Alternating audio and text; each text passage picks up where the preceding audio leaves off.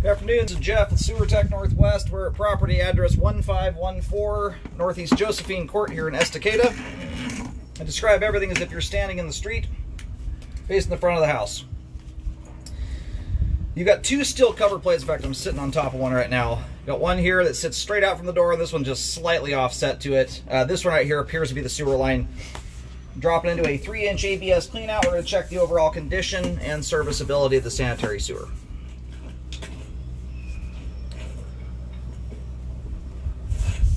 I've already introduced some water to the line here. We're going to put some more down here in just a moment. Just zeroed out there. That's right where the line. It's one of those. It's a more unique style clean out where it doesn't drop straight into the top of the sewer. Kind of swings to the side. Ties in horizontally. So transitioning here over to 4-inch 3034 PVC pipe. My camera right now is upside down. That tie in there, which is on the bottom of the screen, that's actually the top of the pipe. That's called a test tee. They're basically identical to like what a sewer clean out looks like. That's where they put the test bladder in when the line is first installed. That's how they test to make sure it holds pressure, and then they cap it off. I get asked about those a lot, whether they're party lines or something of that nature. Every line out there has one. Nice looking sewer line so far. No construction debris in the pipe.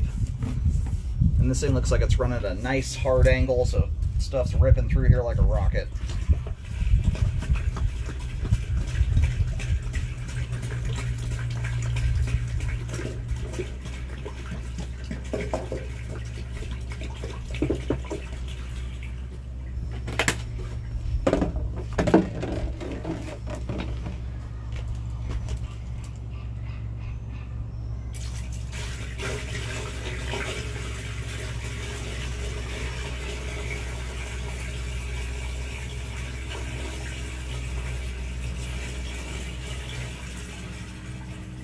Alright, well, the line finishes draining off here. We're going to go locate the camera head really quick just to verify where the line terminates.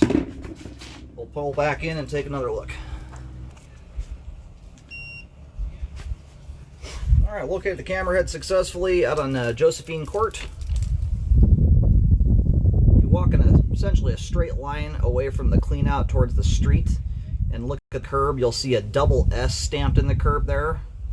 That stands for sanitary sewer. That's right where the line crosses the curb into the street, in case you're curious on how the line is routed. And if you go even further to the right, kind of lines up with the right side property line at the curb, you'll see a D.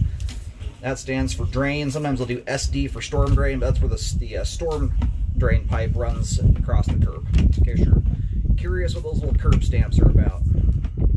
And the other cover plate I showed you at the very beginning of the video, the one that I'm kind of on top of, that one is the clean out access for the storm system, should you ever need to clean it out or something like that. Or run a camera through it or what have you. So this tie-in right here, this is called a secondary clean out. This one might still be under the grass.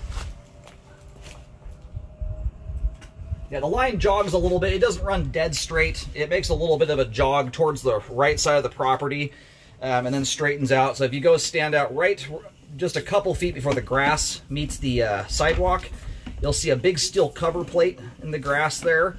Underneath that is another clean out access for the sewer line.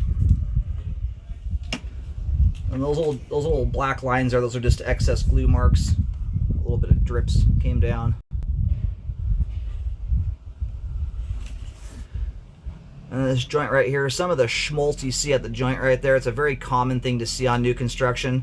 In most cases, it's just it's got a substance called duck butter. It's like Vaseline. It's a grease they put on the pipe end, so when they shove them into the coupler, they lubes them up so they slide all the way up against each other, butt up tight.